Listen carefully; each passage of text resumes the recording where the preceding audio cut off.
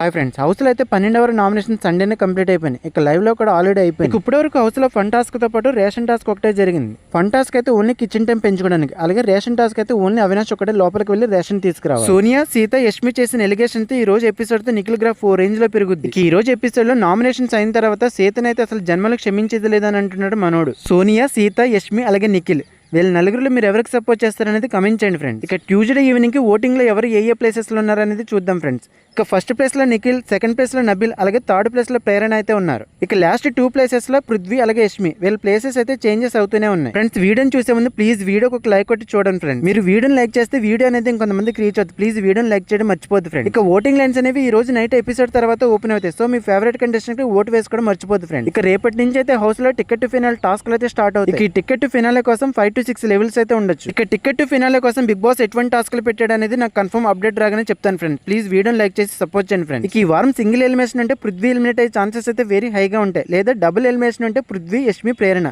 వీళ్ళలో ఇద్దరైతే ఖచ్చితంగా ఎలిమినేట్ అవుతారు. ఇక ఈ వారం నామ్స్ లోకి వచ్చిన 5 కంటెస్టెంట్స్ లో మీ ఫేవరెట్ కంటెస్టెంట్ ఎవరు, అలాగే ఈ వారం మీరు ఎవరికి సపోర్ట్ చేస్తారు అనేది కూడా ఖచ్చితంగా కామెంట్ చేయండి ఫ్రెండ్. మీరు కమెంట్ చేస్తే ఎవరికంత ఫ్యాన్ హవా ఉన్నదని ఈజీగా తెలుస్తుంది ఫ్రెండ్స్.